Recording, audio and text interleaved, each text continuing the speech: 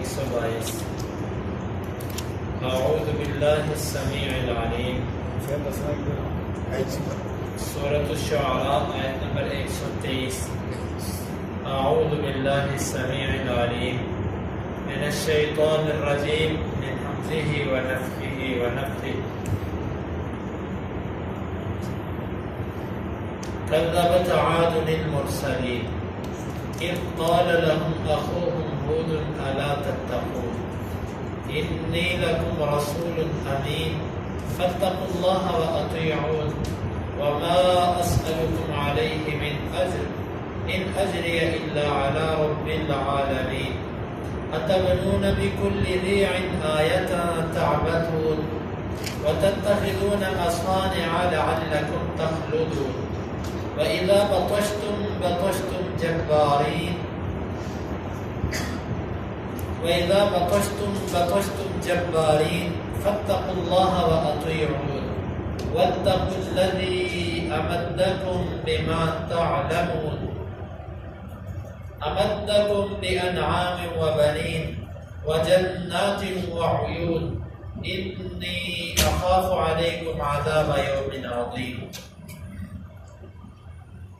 کذبت جھٹلایا عاد قوم عاد نے المرسلین بھیجے ہوئے رسولوں اذ جب قال کہا لہم ان کے لیے اخوہم ان کے بھائی ہود علیہ السلام نے الا کیوں نہیں تتقون تم ڈرتے انی بے شک میں لکم تمہارے لیے رسول ہوں امین امانت دار فاتقوا اللہ بس تم اللہ سے ڈر جاؤ وَأَطِيعُونَ اور تم میری اطاعت کرو وَمَا اور نہیں أَسْأَلُكُمْ میں تم سے سوال کرتا علیہ اس دعوت پر من کسی قسم کے اجر کا ان نہیں ہے اجر یا میرا اجر الا مگر علی پر رب العالمین جہاں پر أَتَبْنُونَ کیا تم بناتے ہو بِكُلِّ ہر ایک ریع اونچی جگہ پر آیتاً نشانیاں تعبتم بیکار کام کرتے ہو وَتَتَّخِذُونَ اور تم بناتے ہو مصانع محلات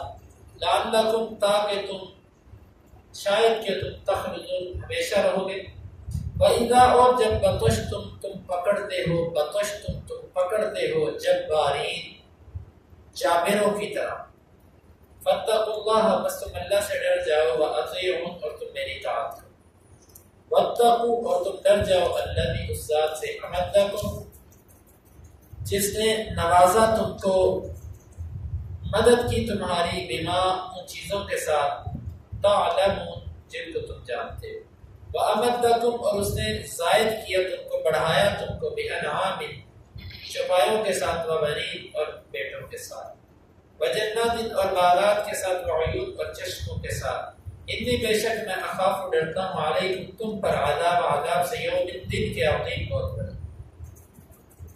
کذبت عاد المرسلین قوم عاد نے بھیجے ہوئے رسولوں کو جھٹلایا اذ قال لهم اخوهم هود الا تتقون جب ان سے ان کے بھائی ہود نے کہا تم تقوی کیوں نہیں اختیار کرتے انی لکم رسول امین یقینا میں تمہارے لیے امانت دار رسول ہوں فاتقوا اللہ واطیعون تم اللہ سے ڈر جاؤ میری اطاعت کرو وما اسألکم علیہ من اجر اور اس دعوت پر میں تم سے کسی اجر کا مطالبہ نہیں کرتا ان اجری الا علی رب العالمین میرا اجر تو جہانوں کے رب پر ہے اتبنون بکل ریع آیۃ تعبثون کیا تم ہر اونچی جگہ پر اونچے ٹیلے پر نشانیاں بناتے ہو بیکار کام کرتے ہو وتتخذون مصانع لعلکم تخلدون اور تم بناتے ہو محلات شاید کہ تم ہمیشہ رہو گے وَإِذَا بَطَشْتُمْ جَبَّارِينَ اور جب تم کسی کو پکڑتے ہو تو پکڑتے ہو جابروں کی طرح فاتقوا اللہ وَأَطِیعُونَ اللہ سے ڈر جاؤ میری اطاعت کرو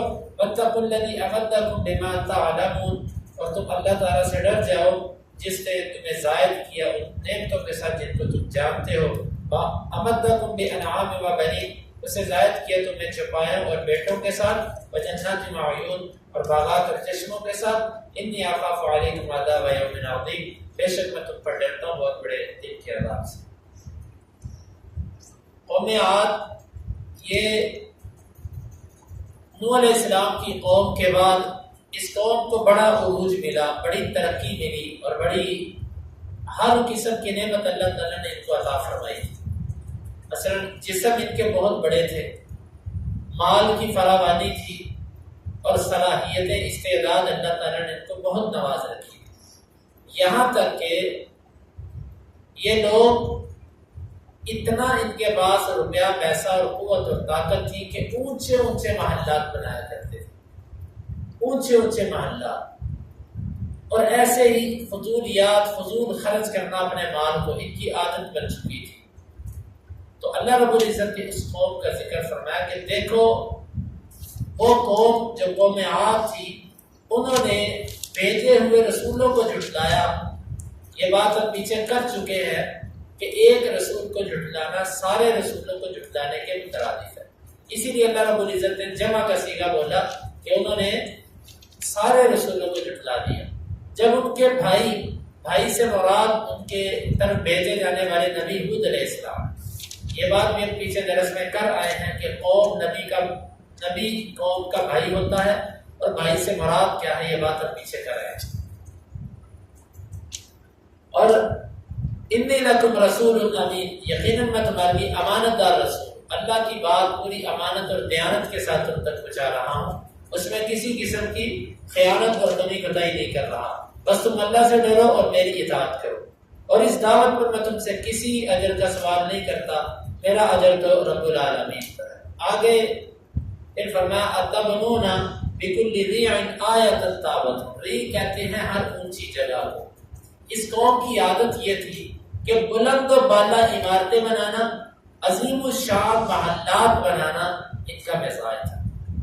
آج آپ دیکھیں اہرام مصر جو ہے، اور اسی طرح یہ مغلیہ خاندان کے بنے ہوئے شاہی محلات، اور اسی طرح ان کی بنی ہوئی تفریح گاہیں، اور یہ سب کی سب، اور آج کے دور میں آپ دیکھ لیں یہ سڑکوں چوراہوں پر جو ماڈلز بنائے جاتے ہیں، مورتیاں کھڑی کی جاتی ہیں اچھی اچھی سوسائٹیز کے اندر، وہ لاکھوں کروڑوں روپیہ وہ اس ماڈل بنانے میں لگاتے ہیں۔ پارکوں کے اندر جو کو چوراہوں میں فضول پیسہ لگانا جس کا مقصد ہی کوئی نہیں، یہ کام قوم عاد کیا کرتی تھی۔ قوم عاد کا یہ مزاج تھا کہ وہ یادگاریں بنایا کرتی تھی، نشانیاں بنایا کرتی تھی، ایسے فضول عمارتیں، اونچی اونچی عمارتیں بنا دینا، فضول عمارتیں جن کا مقصد ہی کوئی نہیں۔ اور بعض لوگوں کا مزاج بھی ایسا ہوتا ہے کہ اونچا گھر بنانا، بعد میں گھر سارا خالی ہے، گھر کے افراد ہیں 4-5 جو نیچے والی منزل میں کافی ہوتے ہیں، اب اوپر کی 2-3 منزلیں بنائی تھی ویسے ہی بتانے کے لیے کہ میرا گھر سب سے اونچا ہے، اب ساری رات ہر منزل کے اندر سورۃ بقرہ کی تلاوت چلاتے ہیں، لائٹیں جلا کے رکھتے ہیں، کوئی جن بوت نہ آ کے رہنا شروع کر دے۔ اس کی وجہ یہ کہ جو جگہ خالی ہوتی ہے وہاں پر جنات آ کر رہتے ہیں، پکی بات۔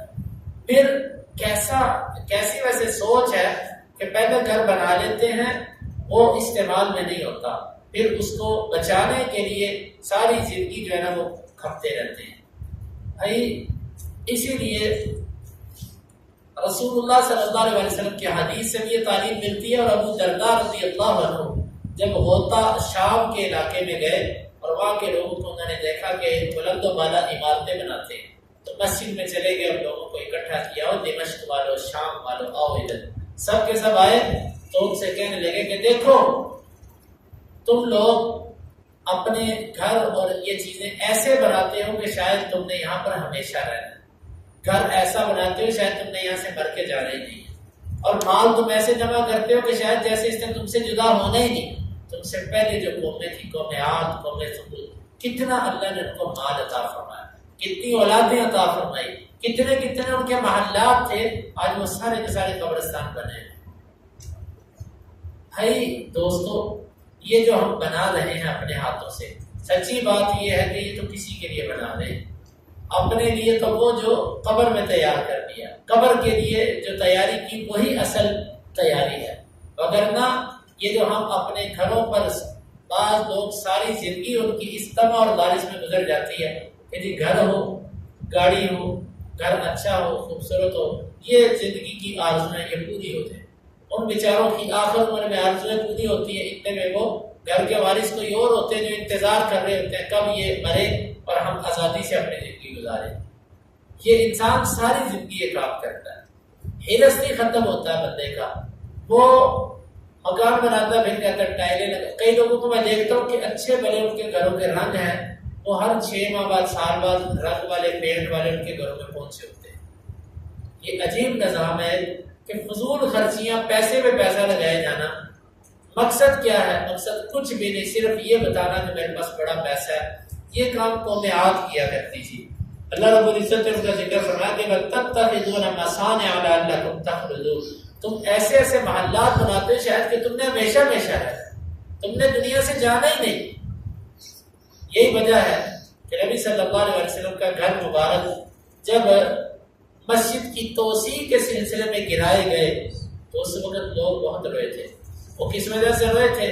وہ اس وجہ سے روتے تھے کہ نبی صلی اللہ علیہ وسلم کے حجروں کو اگر باقی رکھا جاتا تو آنے والی امت کو یہ درس ملتا، عبرت ملتی کہ نبیوں کے امام، 2 جہانوں کے سردار، وہ اس دنیا میں کیسی زندگی گزار کے گئے.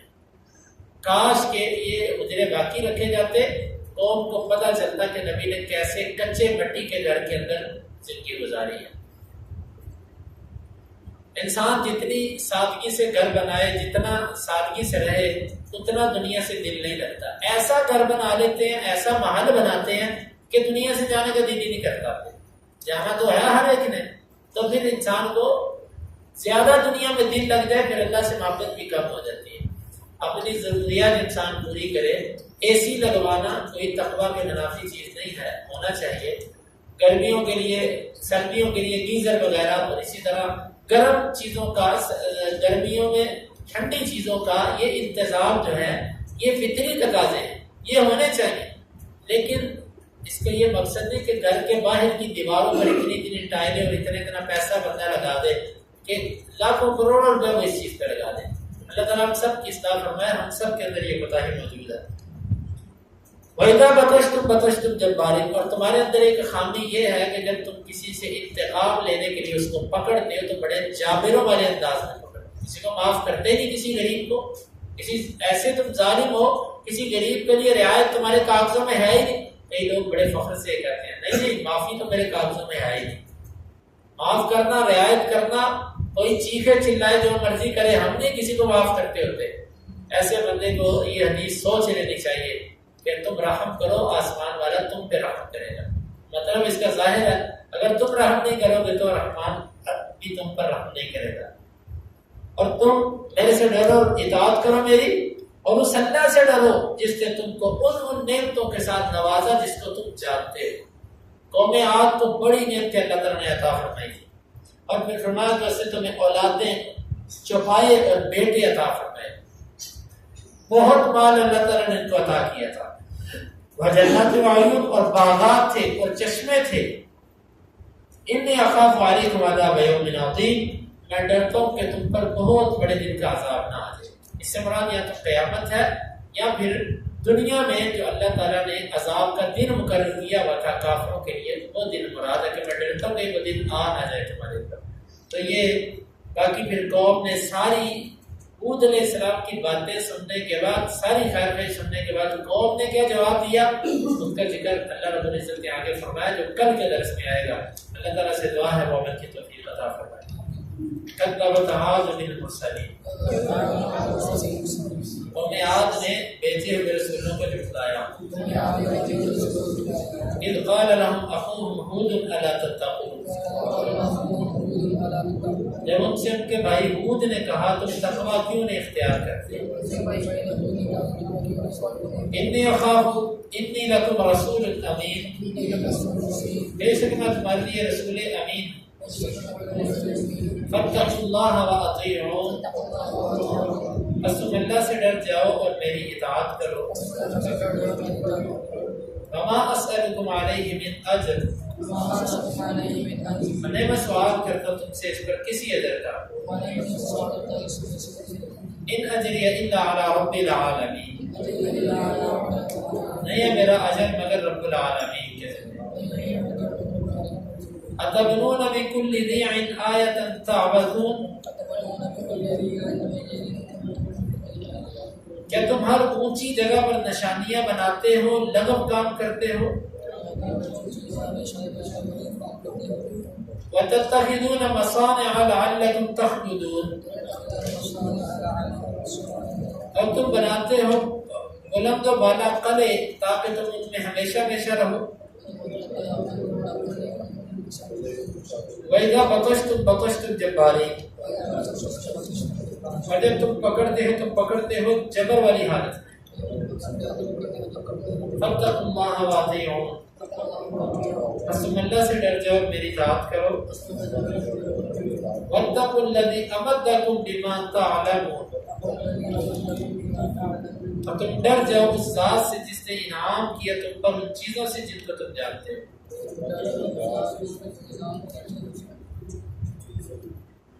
امدکم بانعام و بنین، اس نے نوازا تم کو چوپایوں اور بیٹوں سے۔ وجنات و عیون، اور باغات اور چشموں سے۔ انی اخاف علیکم عذاب یوم عظیم، بے شک میں ڈرتا ہوں تم پر بہت بڑے دن کے عذاب سے۔